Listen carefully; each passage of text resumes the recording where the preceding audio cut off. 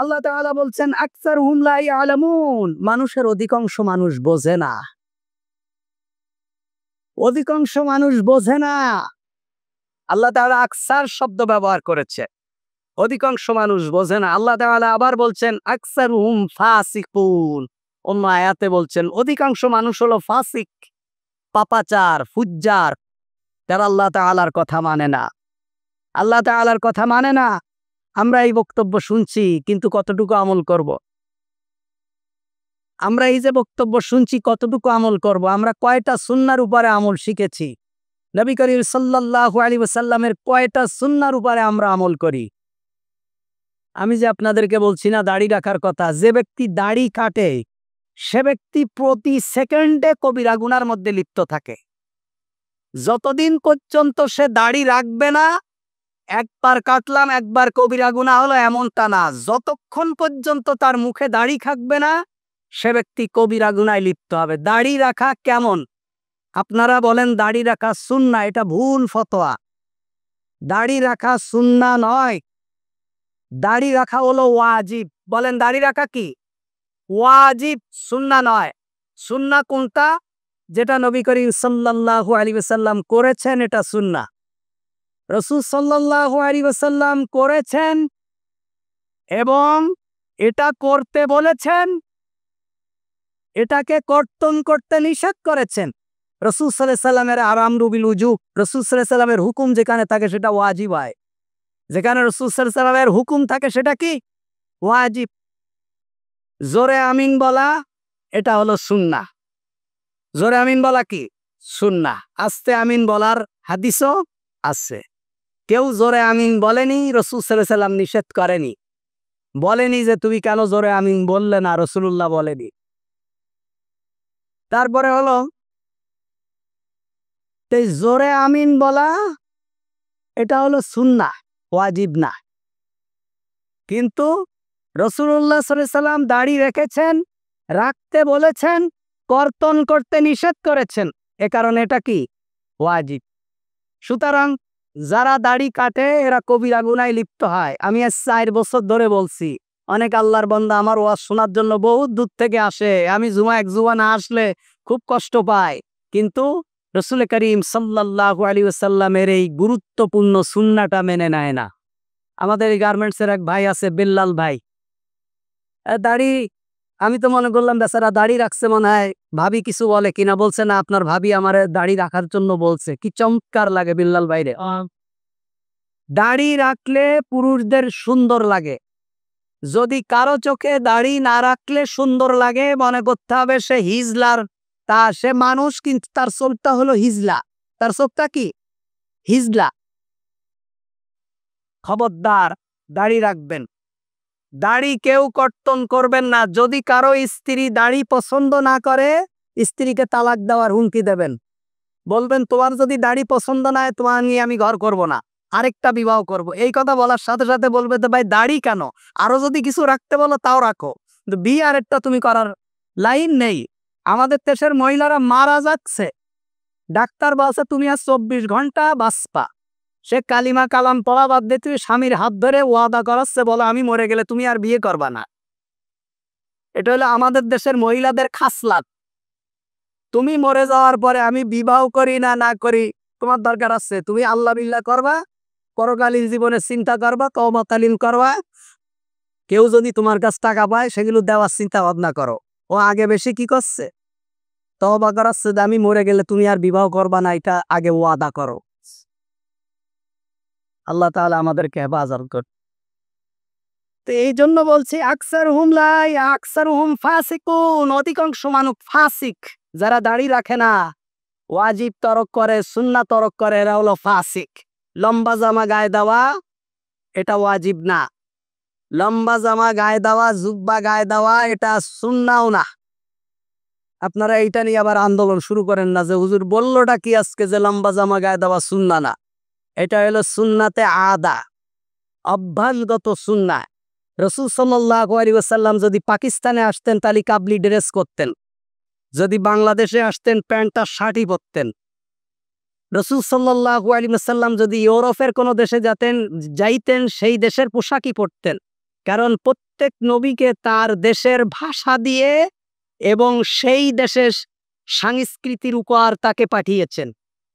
সুতরাং রাসূল সাল্লাল্লাহু আলাইহি ওয়াসাল্লাম মক্কায় যেমন জুব্বা পরতেন, আবু জাহেলও জুব্বা পরতেন। রাসূল সাল্লাল্লাহু আলাইহি ওয়াসাল্লাম দাড়ি রাখতে একটু পাগড়ি করতেন, আবু জাহেলও পাগড়ি করতেন। সুতরাং জুব্বা না পরলে কবিরা গুনাহ হবে না। তবে এটা হলো কি, এটা হলো লিবাসুত তাকওয়া, পরহেজগার মানুষদের লিবাস। যুগ যুগ হাজার বছরের ইতিহাস পরহেজগার মানুষরা পাঞ্জাবি, টুপি, জুব্বা এগুলো পরে। এগুলো পরলে অবশ্যই আহসান, উত্তম, কিন্তু না পরলে কবিরা গুনাহ হবে না। আপনি যদি প্যান্ট পরে নামাজ পড়েন আপনার কবিরা গুনাহ হবে না। আপনি শার্ট গায়ে দিয়ে নামাজ পড়লে আপনার কবিরা গুনাহ হবে না। কিন্তু আপনি যদি দাড়ি না রাখেন আপনি কবিরা গুনাহ হবে। আপনি যদি দাড়ি না রাখেন আপনার কি হবে? কবিরা গুনাহ হবে ইনশাআল্লাহ। তাহলে কারা কারা দাড়ি রাখবেন ওয়াদা করেছিলেন হাত উঠান তো ইনশাআল্লাহ। আল্লাহ তাআলা কবুল করুক। আর কই? আর কেউ নেই? আজকে নতুন করে ওয়াদা করেন যে আমরা ইনশাআল্লাহ দাড়ি রাখবো, দাড়ি রাখবো ইনশাআল্লাহ, ওয়াদা করেন।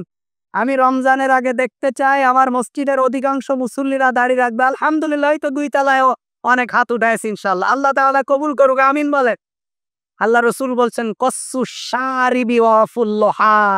আল্লাহ রসুল বলছেন দাড়িকে ছেড়ে দাও, মোচকে খাটো করে ফেলো। দাড়িকে ছেড়ে দাও, মোচকে খাটো করে ফেলো। কসু শারিবি ওয়াফুল লোহা, দাড়িকে ছেড়ে দাও, মোচকে খাটো করে ফেলো। এজন্য দাড়ি রাখবেন, দাড়ি রাখবেন, অবশ্যই দাড়ি রাখবেন। আল্লাহ তাআলা আমাদেরকে কবুল করুক, জলে গুনা আমিরে।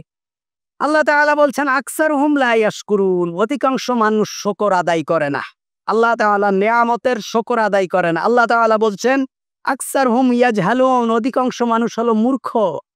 আল্লাহর কোরআন এবং রাসূল করিম সাল্লাল্লাহু আলাইহি ওয়াসাল্লামের দ্বীন সম্পর্কে মূর্খ। আল্লাহ তাআলা বলছেন ওয়া কানাল ইনসান আকসারুহুম শাইইন জাদালা, আকসারু শাইইন জাদালা, অধিকাংশ মানুষ হলো তর্কপ্রিয়। কোন একটা বিষয় নিয়ে তর্ক করে, এটা এমন হবে কেন, এটা এমন হবে কেন, এটা এমন হবে কেন। কোরআন এবং সুন্নাহ যা বলেছেন কোনো ব্যাপার নিয়ে তর্ক করা যাবে না, নির্দ্বিধায় মেনে নিতে হবে। যদি কোনো ব্যাপার মেনে নিতে না পারেন চুপ থাকবেন, চুপ থাকবেন, ঈমান যাবে না। মনে করেন একটা বিষয় আপনি মানতে পারলেন না, আপনি আমল করতে পারছেন না, কিন্তু আপনি সেটা চুপ থাকলেন, আপনার ঈমান হারা হবেন না। কিন্তু যদি আপনি তর্ক করেন তাহলে আপনি অস্বীকারীদের মধ্যে হয়ে যাবেন, আপনি ঈমান হারা হয়ে যাবেন।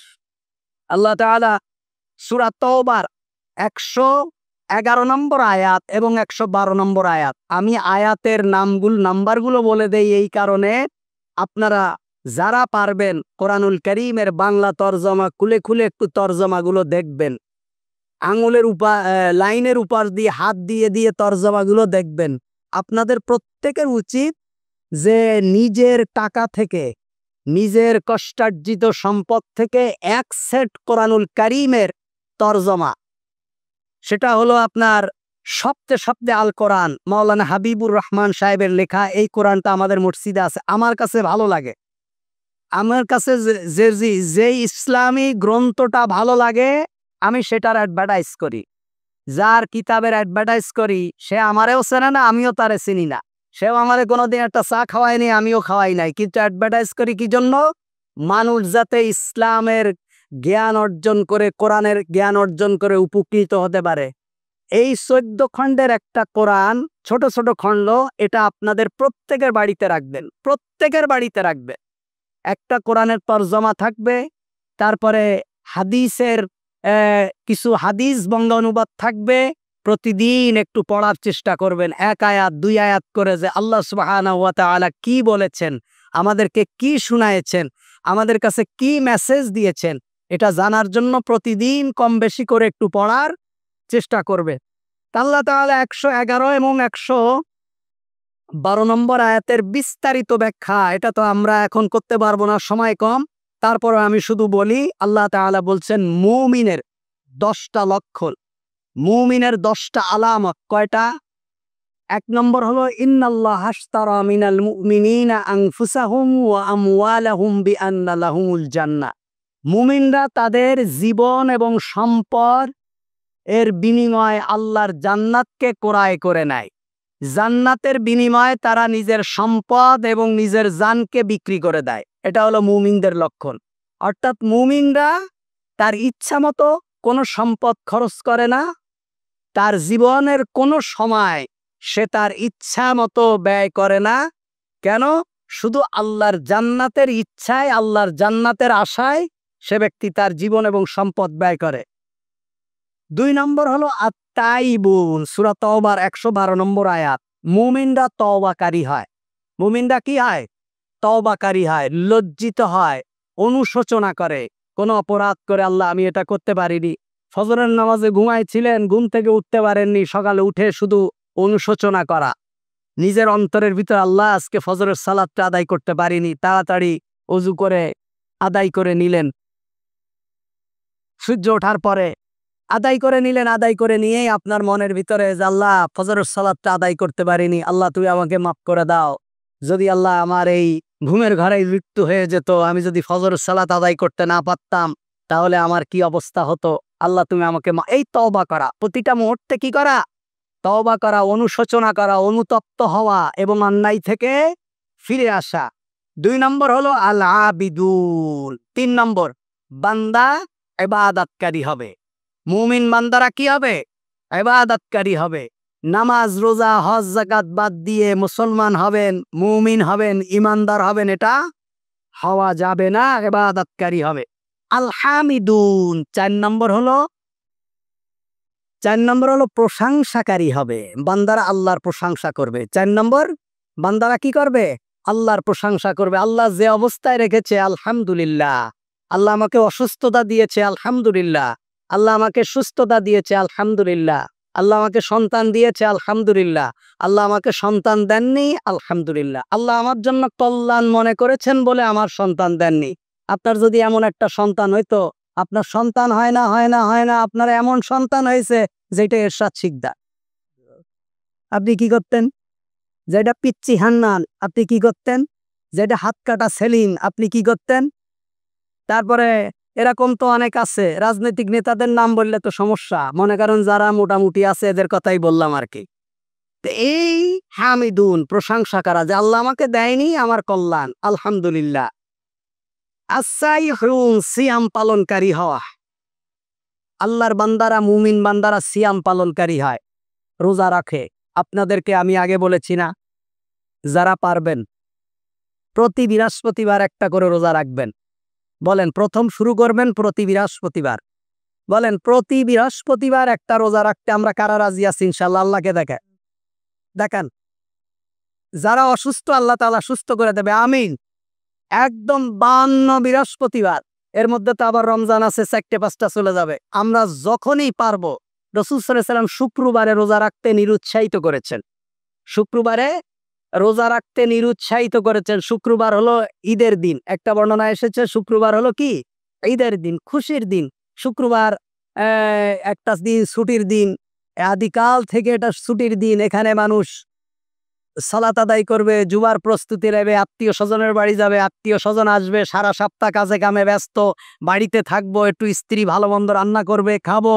এই জন্য শুক্রবারের রাসূল সাল্লাল্লাহু আলাইহি ওয়াসাল্লাম রোজা রাখতে নিরুৎসাহিত করেছেন। কিন্তু আমরা বৃহস্পতিবারের রোজা ছেড়ে দেব না, ইনশাআল্লাহ। রাজি আছি তো?